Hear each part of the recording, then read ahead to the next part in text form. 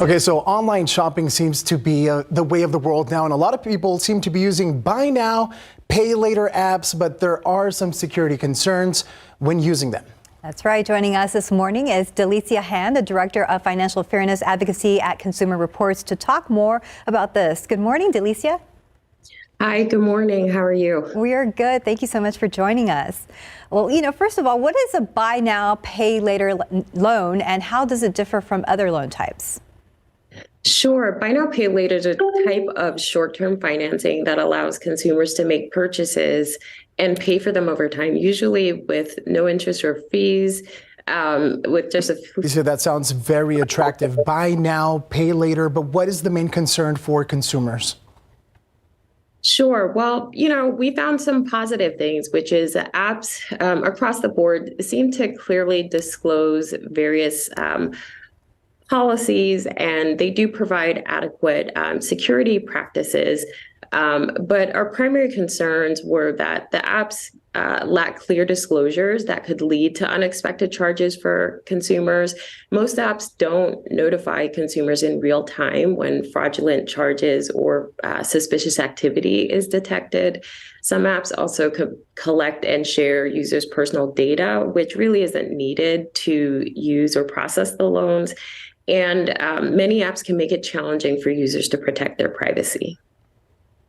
And Consumer Reports analyzed the top 8 buy now, pay later apps. So how was this analysis conducted, and what aspects were you comparing? Sure. Well, we have a comprehensive framework which looks at many different principles which we believe should be the drivers of these products. They should be safe to use. Many consumers have a broad footprint on the internet right now, so we want to make sure that they are safe using the industry practices. We also want to make sure that consumer information is private and that companies are engaging in a transparent process. We reviewed publicly available documentation in the apps on the websites.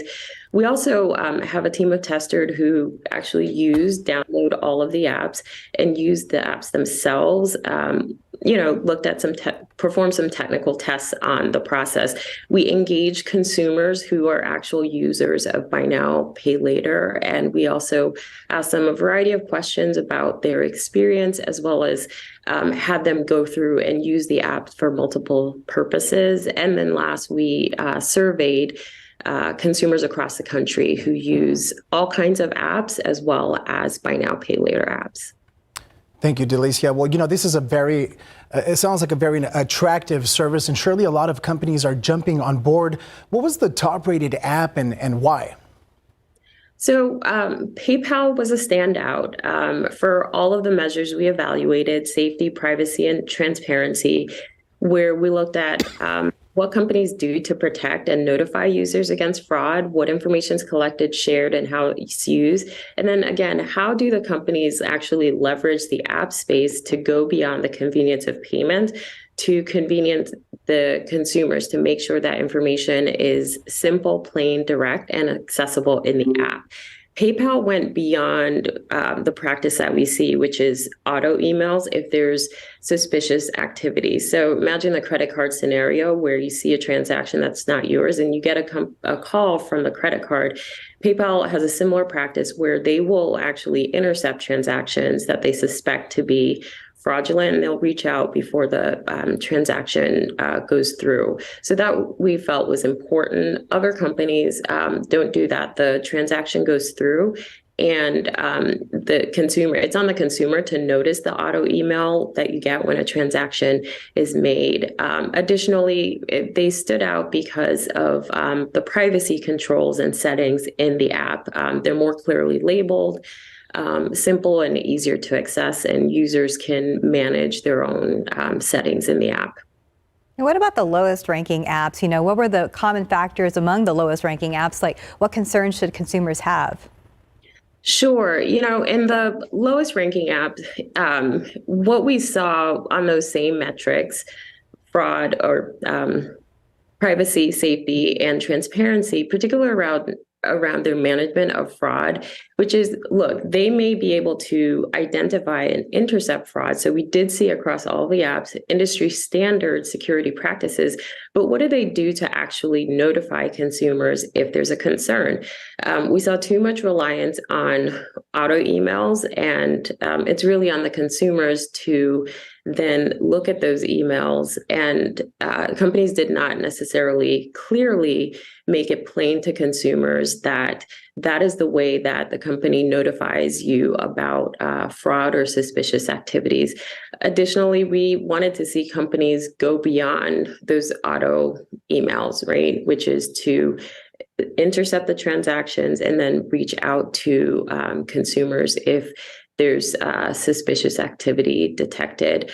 Additionally, what we saw was instead of using the apps and creating very simplified language and integrating that into the user process where you can get pop-ups or just helpful information for consumers to do a privacy checkup or just check in general that everything in the app is as they want it to be, we see a lot of default to complicated terms and conditions, right? So it is unlikely that consumers are going to go through and read all of the details in 3.5 point font within an app.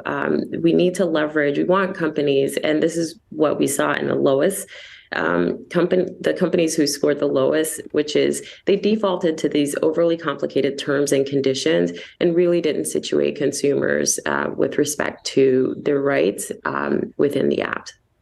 I think you're right, Delcia. Reading that fine print is something a lot of people don't do. Lastly, what advice do you have for people who use buy now, pay later loans? Sure. Well, first thing, recognize that not all apps and not all the loans are exactly the same. This is a relatively new product in the U.S. market, and it has evolved very quickly over the last few years. So consumers should read the terms and conditions, take a screenshot, come back to it later.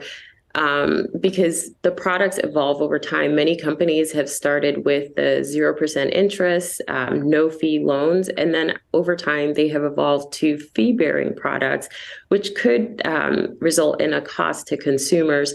So we're asking consumers to take the responsibility of making sure that they're clear with the company that they're doing business with, that they know the terms and conditions.